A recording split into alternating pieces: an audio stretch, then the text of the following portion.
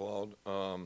For us on the Vandy yesterday, and got a start on these guys in terms of watching games. And Clark Lea's team got a lot of respect for Clark. He's been a good friend for a while, but really become closer friends since being in our league. And he's a very intellectual guy. He ran our meetings. He was the head of our meetings for the SEC meetings, and thought he did a tremendous job of leading the discussion about issues and things we come across in our conference. But he does a tremendous job. He's gotten more energy and had some big wins since arriving there. I know he's an alumnus, which takes a lot of our pride in being from the school, as I know myself. And we're preparing to go up and play these guys in an early kick in Nashville. And we got to prepare our guys the right way. So we'll start on that today.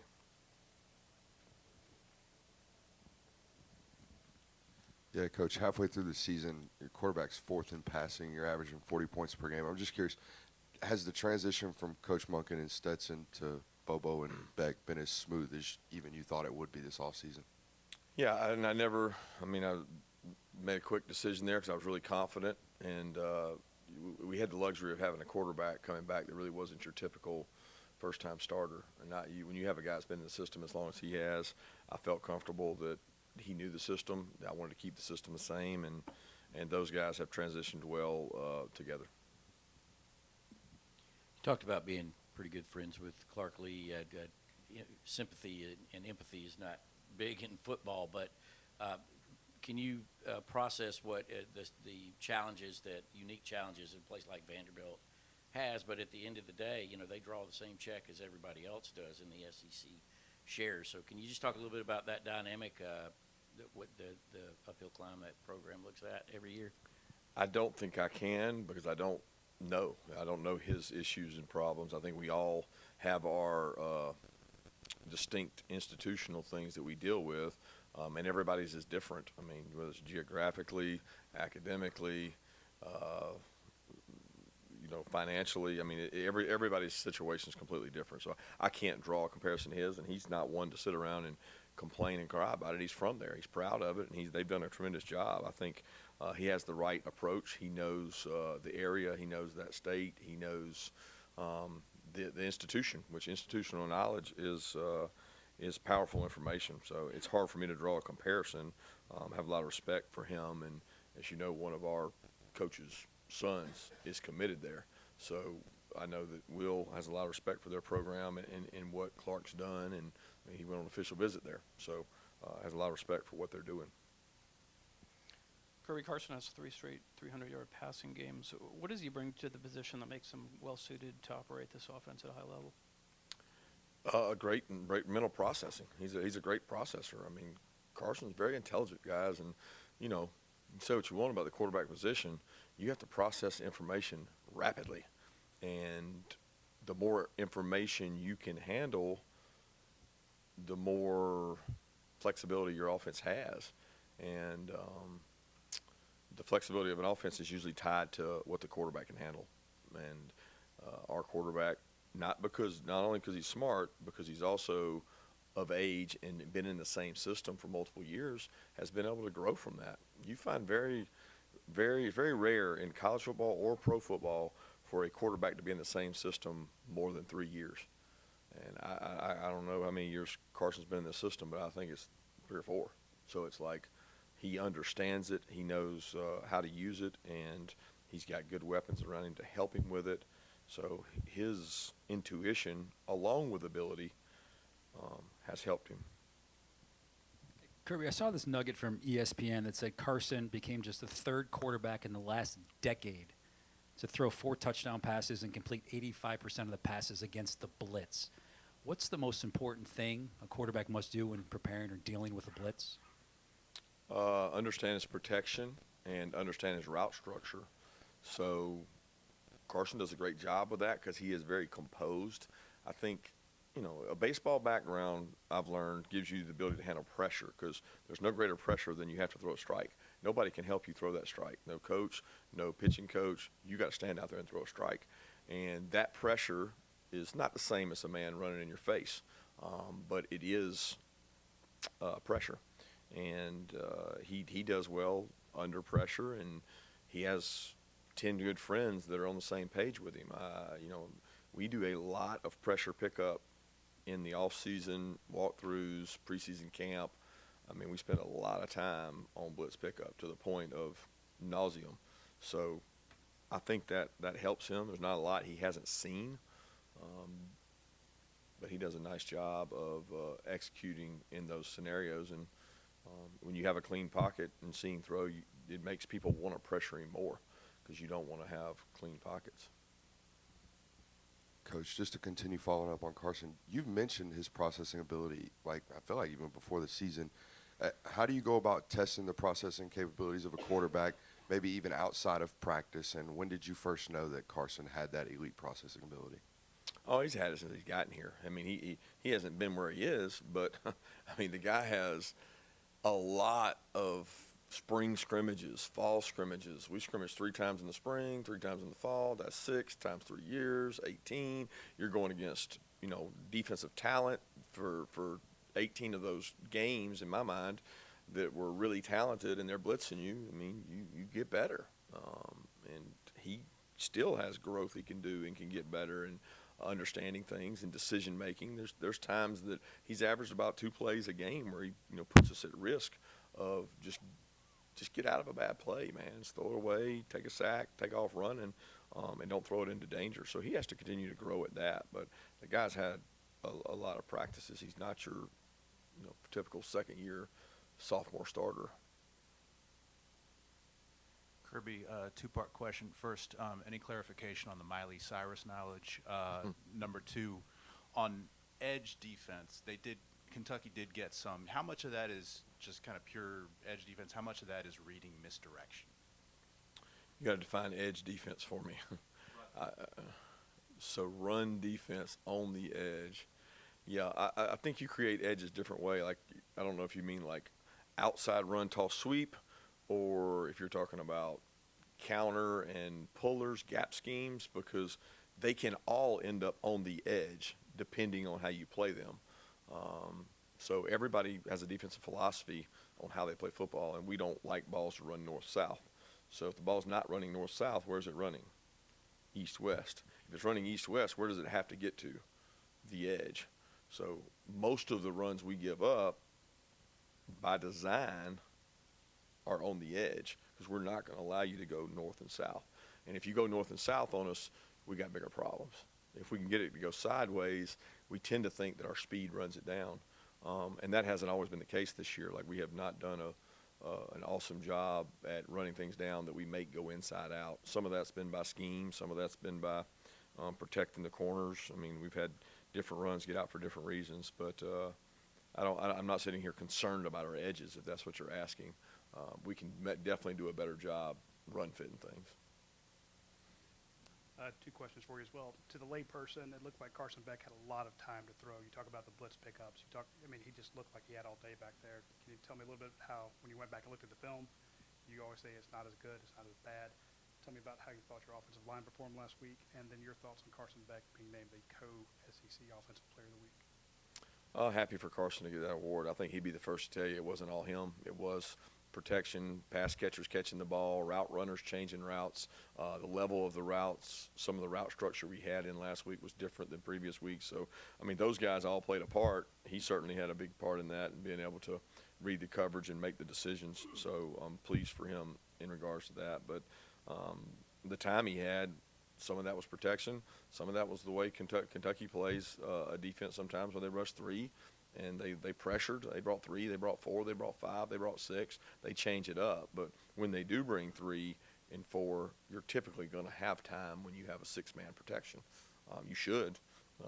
So he had some time in there to be able to do that. You're not always going to have that week to week. A lot of that comes from what I said after the game. If you're able to run the ball well, you will get play action shots and have time because there's more buy-in when you run the play action if you're running the ball well. Kirby, we've seen Tyrion Ingram-Dawkins on the sideline and other things with the boot and the scooter, and I want to, I know you guys are hopeful to get him back, but is it? Do you anticipate being able to get him back this year, or how soon is do you think that could happen? Yeah, as I talked about before, he's dealing with a foot injury. That's a significant injury. He's had a 4-week shutdown. I think we'll be on 5. He's going to be able to start doing a little more next week, more being jogging and what I call weight bearing, not necessarily practice. So we have a plan and we have stages, and he's hit all the markers. So yeah, we're hopeful to get him back this year, but when that'll be, I don't know. We're going to do what the doctors say. Yeah, Kirby, to follow up on the defense after the game the other night, you mentioned that after the Auburn game, you showed them clips of good run defense. You reminded them they've been really good on third down. As a coach, how do you balance, when to, press that button and say, hey, you guys are maybe better than some of the things you've showed in games? You just go on gut feeling. I mean, it's where are they? How are they practicing? Do they buy into what you're believing, or do they buy into what you guys are believing? It's like, so they have to understand the truth is what's on the tape.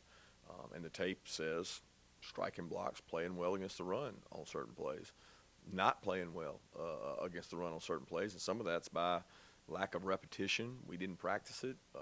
Some of it's didn't play physical to our standard. And if you show that you can do it, we're going to show you that you can do it. And that's what we do. We don't try to overthink it. We just show them what the truth is. Hey, Coach, we're starting to enter the season where it's going to be cold weather, and it looks like it's going to be in the 40s with rain at Vandy on Saturday. I was wondering what you guys do in practice to help with the centers, long snappers, quarterbacks with the conditions outside. Yeah, we spray water on it, and then we practice in whatever elements we have that we can create. So we haven't practiced in much cold, I can promise you that. But we can create some things for indoor, and we can create weather conditions with water and things like that. We have wet ball practices. We kind of pick them and just say, hey, the practice 6, 20, 28, we're going to do this. And then if we get a chance to go out in it, we do it. But that's all you can really do. Yeah, I want to ask about two guys on the offensive line. Sed leaves the game, obviously comes back in. How is he doing? And then how is Amarius Mims progressing in his rehab from ankle surgery? Yes, Sed's great. He came back in, finished out the game, seems to be fine. Amarius is right where we think he should be. I mean, he's got the same protocol that Lawson Lucky's had, Cash has had, James Cook's had. We've had a lot of the tightrope surgery, and he's right on schedule. Kirby, I think you've got 16 former guys, 11 of them starting at other schools in the FBS ranks with the transfer. And I know we've talked about that. Is there anything you do conscientiously different in terms of your retention with this being the new state of the college football world? I don't really know what you're asking. I don't know what other people do, so I don't know how different what we do is. I mean, do we think about it? Yeah. Do we talk and talk to guys? Yeah. I think everybody does, and you have to be smart and evaluate your players, talk to your players, explain where they are. I think it's really important to have communication back home, have those things. But I don't know how different that is from everybody else because I don't know what everybody else does. Kirby, Vanderbilt's had some success the last few weeks throwing the football, and Ken Sills has been the quarterback in those moments. What sort of stands out to you about how they have done passing the ball, especially with Ken Sills as the quarterback? Yeah, it stands out. They have speed at receiver. They have really good wideouts. I didn't realize, unless I was watching all the games yesterday, how fast they are at wideout, and the quarterback's done a great job getting them the ball. They've had some injuries up front and had some guys going in and out on the offensive line, but I mean, he buys more time. He's mobile. He's able to highlight the players they have. They have really good wide receivers, and he buys time to make throws, off-platform throws, scramble throws. He's got a really good arm, and he's a good athlete. So when he extends a play, it brings their what the strength of their team is up because he gives them more time to make plays. I want to follow two little questions. With Amarius, I don't know all that much about tightrope surgery other than what I've Googled, right? And with Amarius, it seems like his timeline could possibly look at a comeback around Florida or so. Is that a goal to try to get him back after that off week? No goal. No goal. It's really about where he is. I mean, the timeline for Lucky would put him around there, but he's not. He may not be the exact same as Lawson. I mean, Lawson's is a skill position that requires more cutting and things like that. We've ordered a special shoe for Amarius, and plan to use it. We used that with Andrew Thomas and several other kids on the offensive line that have had ankle injuries. But we don't put a timeline on it just for that reason, that it could be before, it could be after. It's based on his progression of how he feels when he starts moving around and what he does. And kind of following up on what Mike said, this just recently, Adonai Mitchell rates as a first-round pick right now and what he's doing. Major Burns has a pick six and that clinches the game against Missouri. On that line of NIL retention, how do you you obviously would like to keep all the players around, but is that part of the reason you lose them? Really good players you get outspent for them. You get you know what I'm saying? I wouldn't say that. Is that what we're coming down to now? I wouldn't say that. I don't talk much about the guys that aren't in our program. I love both those young men to death. They both chose to come here, and neither one really had the options that they wanted coming out. And we saw something in them to bring them here, but they chose to leave. Neither one of those kids were encouraged to leave, but why they left would be up to them, not for me to define or say. I don't think it's about NIL in either of those cases. Do I think it's about NIL in some cases? Absolutely, but I don't think it's about that in those two kids' cases. That would probably be proximity to home in both those two cases, but I just don't concern myself. I don't think about that. I'm not even worried about that. It's maybe a story for you guys, but for me, it's about the men that are in that team meeting room right over there and that are going to practice today and that are trying to beat Vanderbilt. Kirby, you don't have a special teams coach per se of your on-field assistants. I'm curious with Peyton, who seems to have gotten on track. What does it look like in terms of getting him right from a coaching perspective? Who's responsible for helping him? Well, you don't coach kickers. I don't know if you've noticed that. I don't there's nobody in the country that has somebody that specializes in the actual technical process of kicking. You know what I mean? I think every team in the country that's got the financial stability, they have good psychological sports management, and they have all the people that can help him psychologically, which is more of it than anything. Mechanically, the kids, he's been good for a while. They all have their kicking coaches back home, and if they're not kicking good, they might use that kicking coach. But we use sources here that are more sports psychology path than what's wrong with your stroke, and so we don't have to have a kicking coach as much as we have to have special teams background people to help coach the coaches. Kirby, with Georgia passing the high school NIL rule last week, what would your advice to parents, kids, high school, about the process and just kind of the perception versus reality of the NIL dollars, especially maybe in the high school?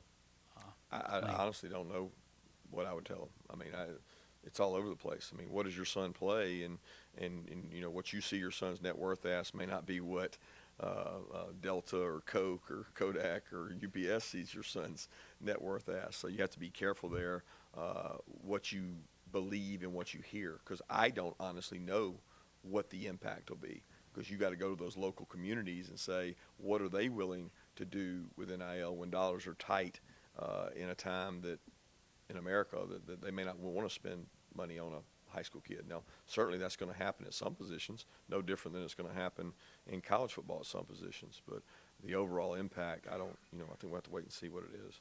Take two more questions. Coach, to follow up on the kicking, I think I noticed when the ball was on the left hash, the 32-yarder, y'all kind of angled the snap. And had y'all done that before? And if so, what went into the decision to kind of take that guy and put him off the left hash? Well, we have rules that I don't really prefer to divulge, but that has not changed.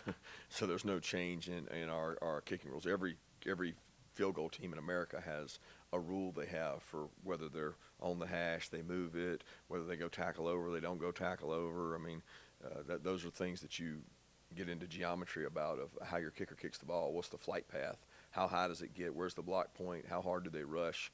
But we haven't changed ours since we've been here. Kirby, I heard a podcast with you last summer. You went about 40 minutes talking about changes you've made over the course of your career. I guess when you were talking about how humility is 1 week away, obviously Vanderbilt actually beat Georgia your first year. What would you say, the biggest major change that you've made since your first season? And does that Vanderbilt game ever flash through your mind? So far back now, not really. I mean, I've had games in my career that you know you regret. You remember the losses more than the wins, but that one doesn't stick out for me as much as maybe some of the others do. I mean, there was a lot of games that year that were really close. We won a lot of really close games, and we lost some really close games.